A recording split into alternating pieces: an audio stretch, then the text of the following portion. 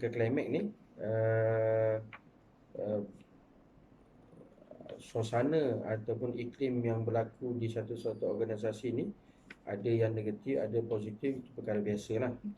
Perkara biasa dan cuma bagaimana kita nak mengurus dan mengendalikan perkara tersebut supaya benda tu akan diurus dengan baik dan akan yang penting setiap satu organisasi itu dapat berjalan dengan teratur dan tersusun lah. Jadi itu yang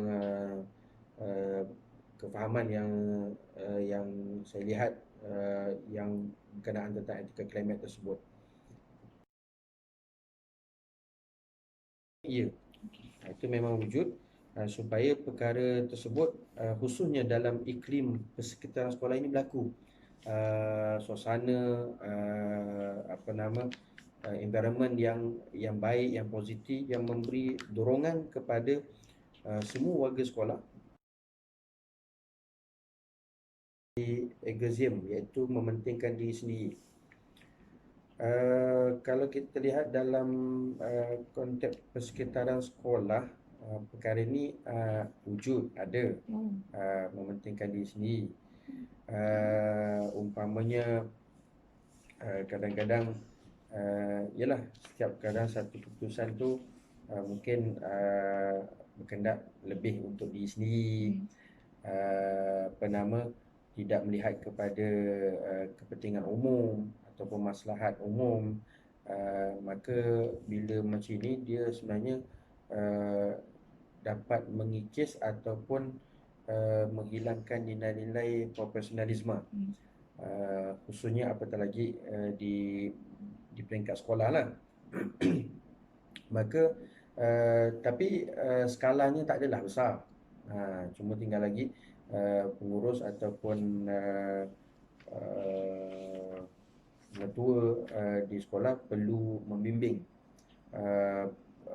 individu-individu yang sering mementingkan diri sendiri supaya benda tu dapat diurus dengan baik.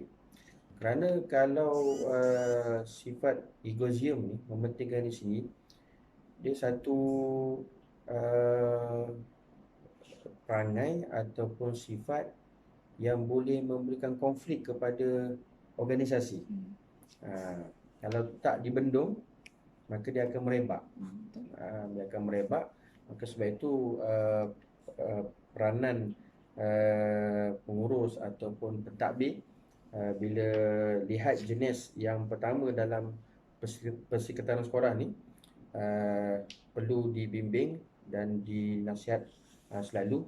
Kerana dalam kita berorganisasi, bila kalau tak dibimbing ataupun tak diurus individu yang bersifat egoism ni, mementingkan diri sendiri, maka sudah tentu sedikit sebanyak nanti dia akan mempengaruhi pihak-pihak lain dan menyebabkan pengurusan itu tidak berjalan dengan lancar lah, dengan teratur. Itu yang jenis yang pertama lah, benevolence, kemurahan hati. Kemurahan hati. Ini biasa dalam persekitaran sekolah. Jenis kemurahan hati ni memang ini sudah tentu ada dalam warga sekolah, terutamanya guru-guru. Sebab peranan guru sudah tentu dia adalah untuk mendidik, mentarbiah anak-anak didik supaya mendapat ilmu serta mempunyai sasiah adab yang terbaik. Jadi kalau guru tak ada sifat kemurahan hati, maka sudah tentu ilmu, dari segi ilmu lah, murid tak akan dapat. Sebab kedekut lawannya. Jadi kemurahan hati ni dari segi untuk anak-anak didik memang itu satu perkara yang berlaku dah di persekitaran sekolah. Dan memang bukan itu saja, apa jua sekalipun hal keadaan, program, aktiviti yang dijalankan, memang kita minta supaya sifat yang disebut sebagai kolaboratif, sifat perkongsian bersama itu. Maka bila kita berkongsi dari segi sudut ilmu, teknik mengajar dan juga dengan hal-hal lain, maka ini menunjukkan sifat iklim kemurahan hati itu wujud, ada. Dan memang kita tekankan kerana ini perkara yang sangat penting untuk kebaikan dan maslahat dalam organisasi lah, ataupun dalam persekitaran sekolah itu sendiri. Begitu juga bila perkara ini kita tekankan, maka sudah tentu anak-anak didik pun tahu bahawa untuk mewujudkan iklim dan kemurahan hati ini sangat penting, kerana dia memberikan satu suasana ataupun aura yang positif yang cukup baik. Sebab tu kita di sekolah ada satu modul dipanggil PLC, bernama Program Learning Center, untuk sama-sama apa-apa jua sekali masalah kita kongsi sama-sama. Itu menunjukkan suasana kemurahan hati ataupun benevolence ni ada di tempat kerja lah. Kemudian jenis yang ketiga, principal, memang sudah tentu ada di tempat kerja, khususnya di sekitaran sekolah ni, kerana untuk kita menjalankan satu-satu amanah, tugasan ataupun arahan daripada pihak yang berkenaan, supaya organisasi sekolah dapat berjalan dengan tersusun, teratur, maka tak lain dan tak bukan kena ada kerja dengan berprinsip. Biasanya memang ada, terutama khususnya kepada organisasi. Jadi bila kita tekankan etika akademik ni, khususnya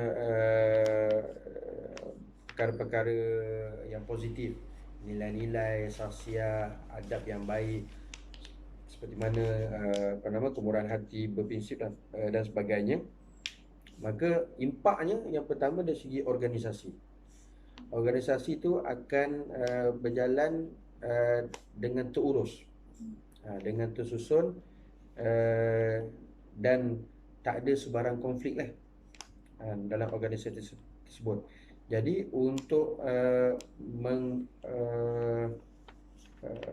menuju kepada misi dan visi yang telah ditetapkan, maka insya-Allah organisasi akan berjalan dengan lancar lah. Begitu juga impak kesan kepada para pelajar. Para pelajar, jadi dia dapat menzahirkan akhlak-akhlak sasiah, budi pekerti yang baik. Kerana sebagai seorang pelajar itu tak lain dan tak bukan siapa dia punya role modelnya, guru-guru. Kalau guru pula, kalau dia tak tekankan perkara etika klinik ni, sudah tentu kalau benda yang baik, positif, maka yang dapat memberi kesan, yang sentiasa melihat hal keadaan sekelilingnya adalah guru-guru. Jadi para pelajar itu sendiri dia dapat impak kesan daripada etika klinik tersebut, sehingga dia boleh mencontohi dan meneladani apa yang kesan yang dapat daripada etika klinik yang berlaku di persekitaran sekolah. Begitu juga kesan tersebut ada pada ibu bapa. Khususnya ibu bapa sendiri sudah tentu dia nak yang terbaik untuk anak-anak mereka. Hantar ke sekolah, mana ada anak-anak ibu bapa hantar anak-anak mereka untuk lahirkan nanti jadi mencuri ke, berompak ke, tak ada. Melainkan orang yang berilmu, orang yang berpengetahuan serta mempunyai sasiah adab yang tinggi. Maka justru itu ibu bapa pun memberi terkesan di situ, anak-anaknya dalam keadaan positif, dalam keadaan baik, maka sudah tentu insya-Allah memberi kesan juga sebagai dakwah bilhal kepada ibu bapa, supaya mereka pun sebagai ibu bapa memberikan contoh yang baik kepada anak-anak mereka di peringkat sekolah. Dan dari segi umumnya lagi, di peringkat masyarakat, kerana apabila sekolah ini berada di persekitaran masyarakat, umpamanya keliling kampung dan sebagainya, maka orang kampung, masyarakat ni dia jadikan satu sekolah ni satu perkara entiti yang sangat besar, sangat penting. Maka dari segi positif, sudah tentu masyarakat tengok sekolah melahirkan pelajar ataupun melahirkan individu yang boleh bagi manfaat yang baik pada masa akan datang. Jadi sudah tentu kalau iklim ataupun etika climate ini kita tekankan dan kita lakukan di peringkat sekolah, maka sudah tentu kesannya kepada masyarakat. Akhirnya yang mana individu ni semua pun akan menjadi masyarakat juga. Maka akan memberi kesan yang baik pada masa yang akan datang, insya-Allah. Pertama, uh, apa nama, delivery arahan yang kita bagi. Delivery setiap arahan-arahan yang dapat daripada pihak berkenaan dideliverykan, disampaikan untuk dilaksanakan di peringkat sekolah lah. Untuk kita tahu juga keberadaan etika climate tu, iaitu kita ada dipanggil penilaian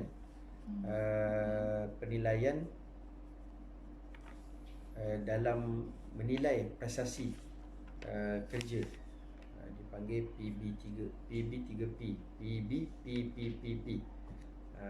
Dalam kita bekerja tu ada penilaian dia, ada dia punya instrumen dia.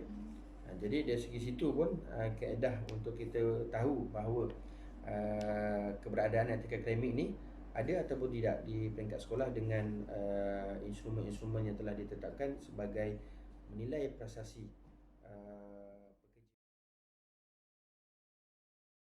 Yang pertama, untuk di peringkat sekolah, biasanya kita akan yang pertama sekali sering mengadakan perbincangan di antara satu sama lain. Kedua, perlu diadakan kaedah biasa kita akan gunakan juga seminar ataupun bicara profesionalisme. Disebut sebagai bicara profesionalisme. Jadi kita akan ada talk lah. Kita akan ada talk, kita ingatkan kembali perkara yang sepatutnya dilakukan dalam bidang tugas masing-masing, dan perlu ada nilai-nilai yang baik, sahsiah dan sebagainya. Ketiga, mesyuarat. Mesyuarat itu penting. Sebab tu kita setiap minggu ada mesyuarat pengurusan untuk sentiasa melihat etika climate ini sentiasa dapat diteruskan dan dapat digalakkan hingga wujud suasana yang baik di peringkat sekolah. Kaedah untuk kita menggalakkan etika climate juga lalu mengadakan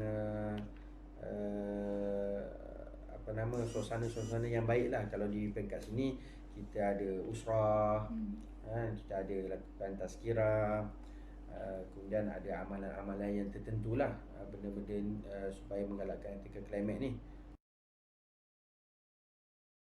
Etika climate ni memainkan peranan yang sangat penting di tempat kerja. Antara peranan yang penting bila etika climate ni berlaku, dia dapat merangsangkan dan memberi motivasi kepada warga sekolah khususnya untuk terus bekerja secara committed, secara bersama-sama demi memajukan organisasi di sekolah.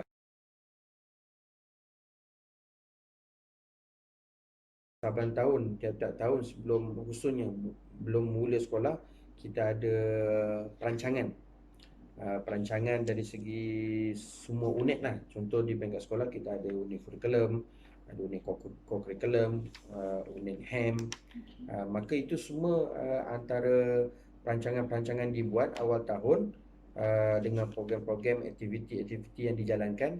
Umpamanya untuk kurikulum, kita ada motivasi untuk membangkitkan semangat dan berterusan sifat suka belajar menuntut ilmu tu. Supaya perkara tersebut termasuk daripada perkara anti climate yang perlu etika climate yang perlu kita diteruskan lah. Begitu juga perancangan dari segi sudut haiwan murid, dari segi program-program yang membentuk sahsiah, jati diri dan sebagainya, dengan kem ibadah, perkemahan dan sebagainya, kursus kepimpinan. Itu antara program-program yang untuk kita terus menggalakkan etika climate tersebut. Begitu juga dengan co-curriculum. Jadi co-curriculum juga dia sebenarnya membantu sekolah, membantu dari segi kurikulum dan juga untuk pembinaan sasiah jati diri